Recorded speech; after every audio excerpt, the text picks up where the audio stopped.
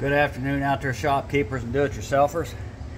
Today we're going to put some fluid in this 2012 Mazda 3.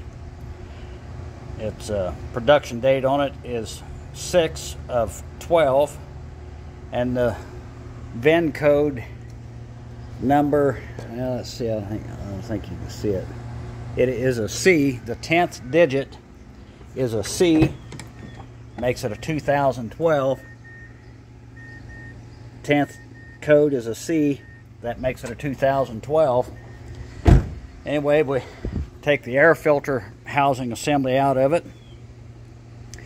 You got your flexible snorkel, your squeeze pipe.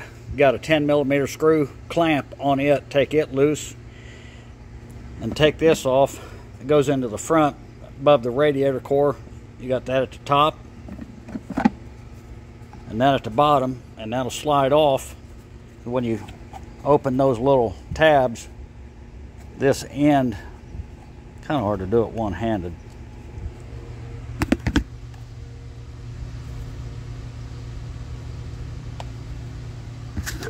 Oh, it's attached.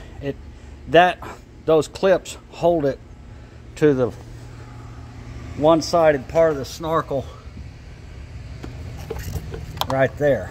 See, it's one-sided.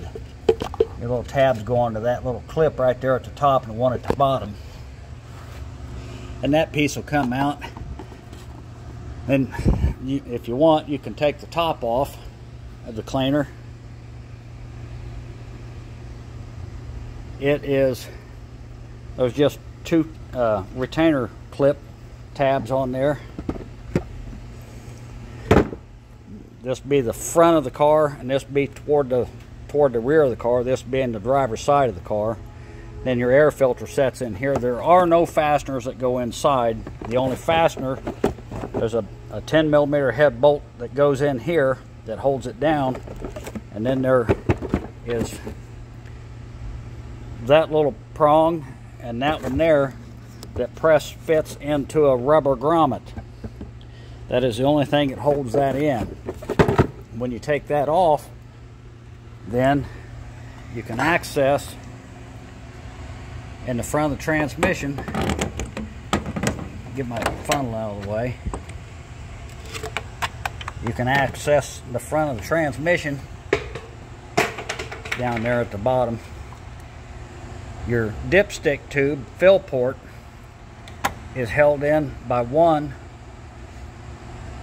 3/4 inch long 10mm head bolt that goes in right there in the front of the transmission.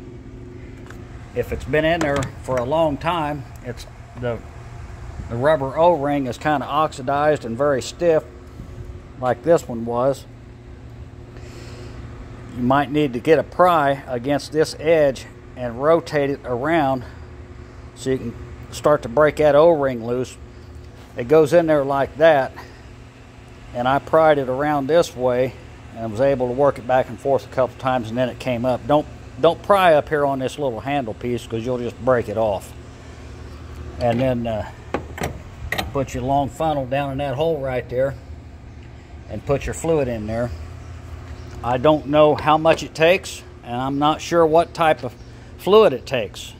I just did a clean catch and drained it out in a clean pan, and fortunately these pans have got a drain plug on them that you can take out. The fluid will drain out.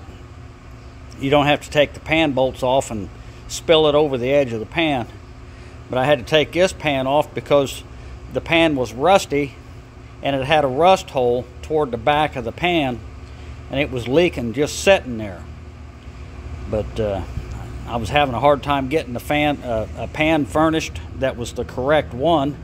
This takes a 16-bolt hole pan, and all of them that I kept getting were 20-bolt hole pans, and they were even smaller. They had more bolts, but there was a smaller pan. It wasn't the right transmission. But anyway, that's how you access the fill port and fluid check for the transmission fluid on a 2012, be a late model 2012 Mazda 3. It's got the 2.0 4-cylinder. And guys, thanks for watching. Share, like, and subscribe. Comment if you will.